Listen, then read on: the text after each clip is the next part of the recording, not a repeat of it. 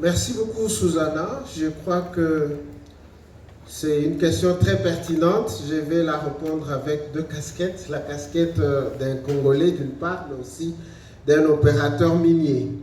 Alors, qu'est-ce que le gouvernement fait pour se positionner ou qu'est-ce qu'il devait faire pour se positionner et se rassurer justement qu'il soit cet acteur clé? J'aime bien lorsque nos politiques disent la RDC c'est le pays solution. C'est le pays solution.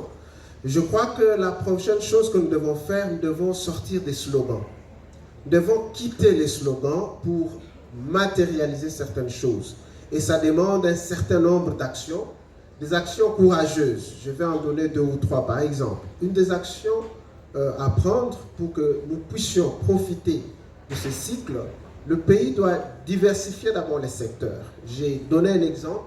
Nous n'avons qu'une seule mine d'or. Pour un pays qui a un potentiel aussi important comme celui-ci, on ne peut pas continuer à avoir une seule mine d'or. Il faut en avoir plusieurs. Pour avoir plusieurs mines d'or, qu'est-ce que le pays doit faire? Il doit investir dans ses infrastructures.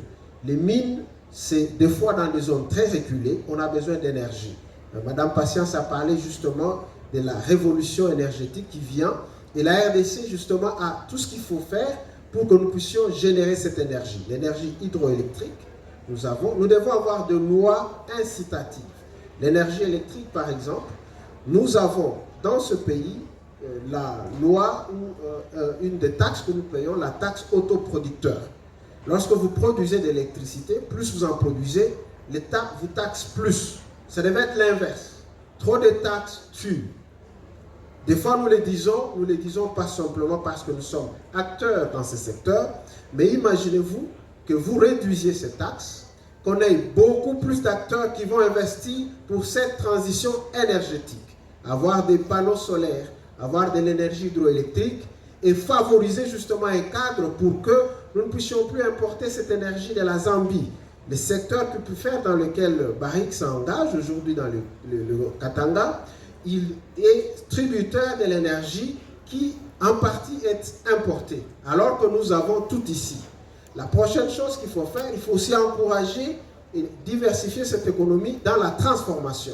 On ne peut pas simplement produire et tout est exporté, mais il faudra aussi qu'il y ait des investissements pour que les transformations ou la transformation se fasse localement. Mais pour que cela soit fait, l'État doit assurer aussi une stabilité réglementaire. On ne peut pas changer les lois tous les jours. Vous avez par exemple la loi des finances. Chaque année, l'État en profite pour insérer quelque chose qui peut justement faire qu'on ait un peu plus de taxes par-ci, un peu plus de taxes par-là. L'acte qui devait plutôt être posé, c'est celui d'avoir le plus des acteurs et des bons acteurs, faire un triage. Et une dernière action, je dis il y en a plusieurs, mais je peux m'arrêter à la dernière, c'est la formalisation, par exemple, du secteur artisanal. C'est une activité très importante. Le secteur artisanal en RDC, il emploie des millions de personnes, des milliers de jeunes, qui des fois n'ont pas eu la chance, comme nous, après l'école, trouver un emploi décent, comme nous en avons, mais qui se retrouvent à aller justement faire l'activité artisanale. Ils ne déméritent pas autant, mais l'État doit les aider. Combien de zones d'exploitation artisanale avons-nous? Nous n'en avons presque pas. Combien on en a créé sur les 5 dernières années? On n'en crée pas. L'État doit justement travailler pour formaliser ce secteur, pour que nous ayons des mines moyennes, des petites mines, des mines à petite échelle, et c'est ainsi que ça va grandir pour avoir aussi de grandes mines. Cela va aider aussi à résoudre le conflit que nous avons à l'Est. On ne peut pas avoir toujours des gens qui viennent par le Rwanda, qui attaquent la RDC.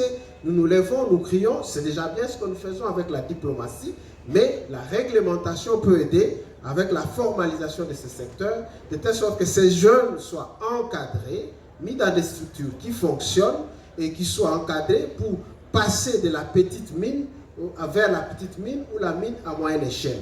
Vous allez avoir des mini Kibali qui vont se créer à Mongolou, qui vont se créer à Bukavu, qui vont se créer à Goma et qui vont investir et qui vont absorber cette jeunesse. Et ça va résoudre le problème de la guerre, ça va répondre à la préoccupation de Madame Patience. Qu'est-ce que nous allons léguer aux générations à venir ou aux générations futures si nous ne prenons pas soin justement d'avoir des mines responsables aujourd'hui? Voilà quelques actions qui peuvent être complétées, bien sûr.